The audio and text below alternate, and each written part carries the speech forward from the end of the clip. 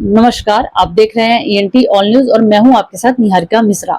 Video start करने से पहले आपको बता दूं कि वीडियो में जो भी जानकारियां होगी वो वीडियो शूट करने तक ही होगी। जैसा कि आप सभी को पता है कि भारत सरकार ने अभी अनाउंस किया है कि वो देश में जातीय जनगणना कराएगी, यानी कास्ट सेंसस। और बस इसके बाद क्या था, देश में राजनीति होने लगी। सभी पॉलिटिकल पार्टियां कहने लगी कि मतलब ओवरऑल देखा जाए तो सभी इस जातीय जनगणना का क्रेडिट लेने लगी कि हमारी वजह से सरकार पर दबाव पड़ा और ये चीजें सरकार अब करा रही है। तो ये सभी चीजें हैं। लेकिन आपको बता दूं कि जो भारत में जाति की राजनीति है, इससे कोई भी पार्टी हो वो अछूत नहीं रही है।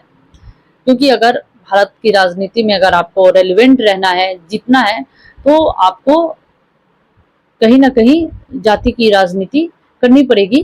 तभी आप, कोई भी पार्टी हो, तभी आप भारत की राजनीति में रेलिवेंट रह पाएंगे। और आपको बता दूं कि जो जातीय जनगणना जो हो रही है, उसको लेकर उसका मेन ऑब्जेक्टिव अगर ओवरऑल समझा जाए तो यही है कि अभी तो जैसा कि आपको पता है कि देश में 50% आरक्षण है। और भी पता इससे आंकड़े सामने आएंगे और उसके बाद जो वर्ग पिछड़ा हुआ है उसको और भी हिस्सेदारी दी जाएगी। तो ये 50% का जो आरक्षण है वो इसे और भी बढ़ाया जाएगा। लेकिन संविधान में है कि 50% से ज्यादा आरक्षण नहीं हो सकता है। लेकिन ऐसा है नहीं, बहुत राज्यों में अगर आप देखें 12 राज्यों में 50% से ज्यादा आरक्षण लागू किया गया है सरकारों को द्वारा। हालांकि सुप्रीम कोर्ट ने उस पर रोक लगाई है, एक राज्य अगर तमिलनाडु को छोड़ दे तो ये सब चीजें हैं। आपको बता दूं कि जो 50% से ज्यादा जहाँ पे आरक्षण लागू किया गया है सरकारों के द्वारा, लेकिन सुप्रीम कोर्ट ने अभी होल्ड लगाया हुआ है। तो इसमें सबसे पहले तो 1994 में जयललिता की सरकार ने तमिलनाडु में जो 50% का आरक्षण कैप है उसको 69% बढ़ा दिया था। और ये जो है ये लागू हो चुका है राज्य में। इसके बाद आते हैं 2018 में महाराष्ट्र में, जहाँ बीजेपी की सरकार थी उस समय और अभी भी है।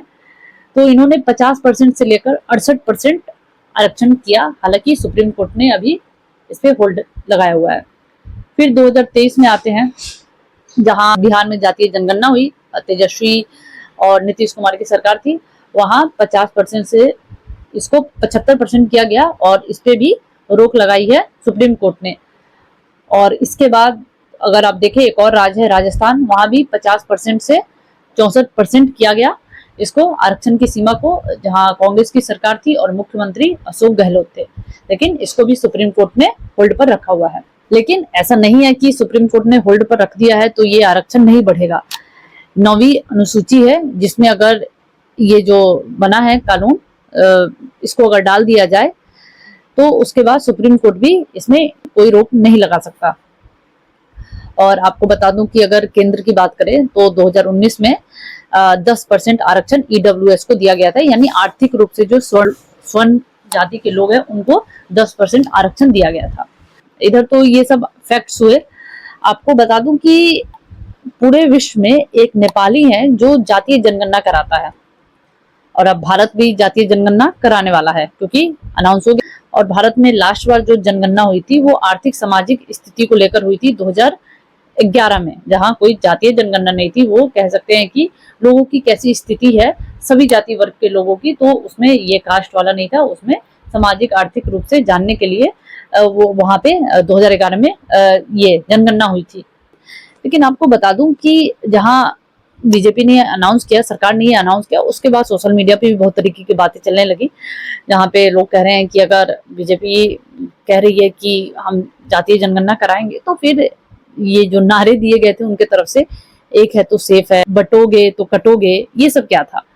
लेकिन आपको बता दूं कि सत्ता में हर कोई रहना चाहता है और इसी साल बिहार में 2025 में इसी साल विधानसभा चुनाव है और बिहार को जीतना है तो वहां आपको जातीय डायनामिक्स समझना पड़ेगा, जातीय समीकरण समझना पड़ेगा।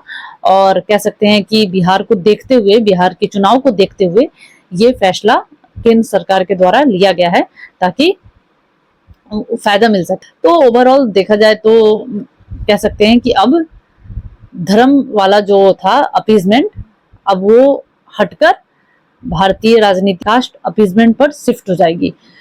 और एक और बात है जातीय जनगणना कराने की, अभी जो 2024 में लोकसभा का चुनाव हुआ उसमें जो बीजेपी की सीटें कम आई उत्तर प्रदेश में, उसका एक सबसे बड़ा कारण था जो बीजेपी के कोर वोटर रहे थे 2014 के चुनाव में, 2019 के चुनाव में उन्होंने वोट नहीं किया।